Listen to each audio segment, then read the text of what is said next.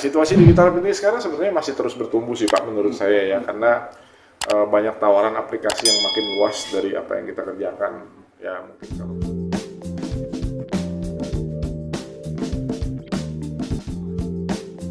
Utoh Academy. Kembali bertemu kita dengan Pak Roni. Halo Pak Rudi. Rahmat. Kali ini kita mau bahas nih Pak, terkait bisnisnya digital printing. Oke. Sekarang ini bisnis digital printing seperti apa sih? Waduh, ini repot nih kalau yang sudah menanyakan kepada saya seorang pakar, ini repot sekali ini. Ini pertanyaan dalam saya langsung deg-degan nih gitu. Oke, situasi pasar ya Pak, situasi sekarang digital printing. Iya, situasi digital printing sekarang sebenarnya masih terus bertumbuh sih Pak menurut saya ya, karena banyak tawaran aplikasi yang makin luas dari apa yang kita kerjakan. Ya mungkin kalau buat teman-teman yang sudah menjalankan bisnis advertising gitu kan, itu juga sekarang ya tetap berjalan. Kemudian ya sublimasi lagi yang ke arah industri garment itu juga masih berjalan dan terus tumbuh sih kalau menurut saya. Dan tambahan lagi mungkin aplikasi-aplikasi khusus dengan teknologi UV gitu kan. Terus kemudian di kami ada lagi namanya teknologi multipurpose ink gitu. Jadi sebenarnya bisnis ini terus bertumbuh Pak. Oke. Nah ini tadi banyak istilah yang disebutkan ya kan. Paling tidak sebenarnya kalau kita bicara bilang printingnya sendiri, printing itu kan kalau orang awam kita bilang mulai ada printer rumahan, ya kan, terus printer yang large format yang lebih besar. Perbedaannya di mana sih? Paling gampang sih Pak, bedanya satu Pak, ukurannya Pak. Ya, jadi namanya printer rumahan itu biasanya kecil ya, gitu. Jadi ukuran A3 paling gede atau A4 pada umumnya. Terus kemudian large format itu biasanya kita akan bicara dari mulai ukuran minimal 60 cm lebarnya. Ya, kan printer ini di pasaran kita akan lihat ada banyak tipe secara ukuran. Yang paling kecil ada 60 cm, ada yang lebar 1 meter, atau juga ada yang menyebutnya dengan istilah A0, A1 gitu ya. Kita bicara berarti print area dia di Print area lebarnya betul. Ya. Kalau panjang sih biasanya unlimited ya, tergantung ketersediaan bahan sama kemampuan si komputer juga untuk processing, karena banyak hal yang melibatkan memberikan efek kepada hasil akhir gitu ya, baik komputernya sendiri, speknya lah ya gitu, secara teknis. Terus kemudian ada lagi ukuran yang 1,3 meter ya. Kenapa 1,3 meter? Karena biasanya untuk bahan stiker itu rata-rata lebarnya 1,2 gitu. Terus kemudian ada lagi yang ukuran 1,6 meter. 1,6 meter itu juga sama, biasanya ada bahan yang lebarnya sekitar 1,5an. Ya, terus kemudian ada lagi yang lebar 1,8, 1,9. Itu biasanya nanti akan terkait dengan sublimasi. Kalau mesin eco solvent kita nggak butuh sampai seperti itu. Ya, terus kemudian ada lagi yang lebarnya sampai 2,6 meter. Atau kita bicara lagi yang mesin outdoor misalnya, yang lebih besar itu lebar 3,2 sampai lebar 5 meter. Tuh, jadi secara ukuran memang sudah jelas membedakan. Kemudian yang membedakan utama lagi dari sisi teknologi, terutama print head ya.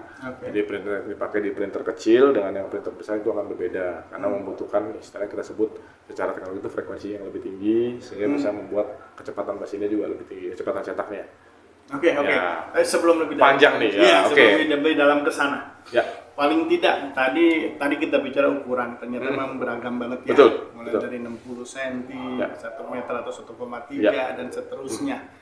Nah, dari segi aplikasinya nih, tadi sempat disebutin tuh kita bicara ada sublim, outdoor, ada outdoor berarti ada indoor. Nah, pengelompokan besar ini mana ya? Oke, kalau kita bicara yang printer rumahan dulu deh ya, sederhana ya. Biasanya kan dipakai hanya untuk apa sih? Kertas. Ya, untuk keperluan dokumen kantor atau kerjaan rumah, kerjaan sekolah gitu ya. Tapi kalau yang besar ini kita biasanya ngelompokin berdasarkan dua aplikasi besar, ada indoor, ada outdoor. Ya. Terus kemudian nanti dibagi lagi, ada lagi pengelompokan berdasarkan jenis tinta yang dipakai. Ya, jenis tinta yang paling awal adalah water base. Nah, water base itu biasanya sekarang dipakai untuk printer-printer foto tuh. Ya, terus kemudian ada lagi yang tintanya eco solvent. Eco solvent ini merupakan peningkatan teknologi supaya orang tidak memerlukan bahan khusus. Nah, kalau water base itu kan harus bahannya khusus, karena tinta air kalau ditempel di atas kertas dia nggak nempel, makanya ini bahannya khusus. Harus kemampuan daya serapnya ya, media terhadap tinta maksudnya seperti betul harus ada coatingnya atau harus ada lapisannya yang mengikat si tinta tadi kepada media, kalau nggak tintanya nggak mau nempel. Jadi disebutnya coated material atau material yang dilapisi oleh coating gitu ya. Kemudian hadir eco solvent untuk memberikan solusi mencetak di atas material yang tidak bisa di coating. Oh. Ya, khususnya terutama bahan-bahan yang sifatnya adalah PVC, plastik. Karena tintanya solvent ketemu PVC, itu match banget tuh. Ya. Kemudian perkembangan lagi, datang lagi tinta yang namanya UV. Tinta UV. Nah, tinta UV ini bisa dibilang tinta yang bisa menempel di segala macam jenis media. Di Baik semua permukaan. semua permukaan ya, baik itu kayak misalnya yang paling gampang nih kayu. Meja ini kayu, terus kemudian kaca, gitu kan, terus kemudian di atas batu sekalipun keramik, gitu. Mungkin ada beberapa aplikasi yang bisa nyetak langsung di atas seperti tumbler, kan itu bahan rigid ya, bahan keras. Nah, dengan alat khusus lagi, modul lagi, dia bisa nyetak langsung di atas material seperti itu. Itu yang membedakan adalah kalau tinta eco-solvent dan water based dia menyerap ke dalam materialnya, kalau si tinta UV ini nempel di luar media, di atas medianya, di permukaan, di permukaannya saja, dan tinta ini akan hanya kering ketika kena radiasi sinar UV dari mesin tersebut. Nah, efek yang didapat adalah efek timbul kasar di atas media kan. Nah, kemudian ada lagi setelah itu teknologi yang kami punya adalah namanya multipurpose. Nah, multipurpose ini bisa mencetak di atas segala jenis material, termasuk plastik, kaleng, mirip UV, mirip UV, betul, semua bahan atau semua permukaan. Betul. Cuman multipurpose ini adalah eco-solvent base yang sudah diimprove jauh dengan teknologi baru sehingga dia bisa nempel di atas segala permukaan. Basisnya eco-solvent. Basisnya eco-solvent. Basisnya eco-solvent. Nah, cuma teknologinya berbeda dan hasilnya adalah seperti eco-solvent rata, tapi bisa nempel di segala jenis media. Kalau eco-solvent hanya di jenis bahan PVC lebih bagus, yang lain nggak bisa. Tapi kalau yang ini bisa di atas segala jenis media. Tadi saya udah sebutin ya, mungkin kaca bisa, gelas ya, terus kemudian kayu juga bisa, terus kemudian plastik. Nah, ini sangat cocok dipakai untuk industri-industri yang buat packaging nih Pak. Kan sekarang packaging itu banyak sekali pakai plastik ya, mau plastik PET, PP dan lain sebagainya. Ada juga yang namanya string packaging gitu. Nah, itu juga kita bisa pakai di situ. Tujuannya apa? Bukan untuk mass production biasanya, untuk digital proofing jembatan antara offset dengan digital sebelum naik ke mass productionnya. Gitu. Kita akan bahas lebih lanjut mungkin nanti di sesi lain ya. Nah, panjang nih. Aplikasinya ternyata cukup luas. Luas sekali, luas sekali. Saat ini tadi disebutkan ada beberapa macam aplikasi lah ya, terkait dengan teknologi tinta dan yang lain-lain. Nah, kalau misalnya ini ada orang awam bertanya, Pak, saya ingin bermain di printing. Ya. Ada saran apa sebagai orang awam dari Pak Roni? Oke, sebenarnya ini agak repot ya. Orang printing ini basicnya ada di mana dulu gitu ya. Tapi kalau misalnya kita benar-benar awam dan dia mau start digital printing, belajar juga kita butuh akademi. Nah, seperti saya bilang, kita udah punya nih wadahnya. Bagi mereka yang mau belajar dari awal, boleh nanti kita pandu. Nanti kita arahkan mereka akan main kemana, akan bergerak di mana. Soalnya kita nggak bisa datang begitu saja tanpa ngerti marketnya seperti apa dan mau berbisnis apa. Gitu. Yang paling gampang sih sebetulnya adalah ada dua Pak. Satu stiker, yang kedua main Sublime. Oh, cetak stiker atau cetak Sublime. Ini yang paling gampang dulu deh gitu. Dan marketnya bisa dibilang sudah sangat general. Tinggal kita kemas bagaimana bisnis kita mau kita kembangkan, mau arahkan seperti apa, nanti kita bisa panduin. Gitu. Jadi artinya memang perlu digali lebih banyak lagi ya. Jadi tidak serta merta mudah untuk dijawab. Masuk ke sini atau beli mesin ini, beli mesin itu. Tapi lebih baik datang dulu. Kita diskusi karena setiap orang punya situasi yang berbeda. Benar sekali Pak Rudi. Itu kan terkait dengan lingkungan, tempat kita di mana mau membangun bisnis dan yang lain-lain. Benar. Tadi sempat sebutin soal Sublime. Saya ingin menggali lebih lanjut. Boleh. Cetak Sublime itu apa sih? Sublime ini kan sebenarnya secara teoritis adalah perubahan bentuk ya Pak. Misalnya dari padat ke cair, dari padat menjadi gas, dari cair menjadi gas.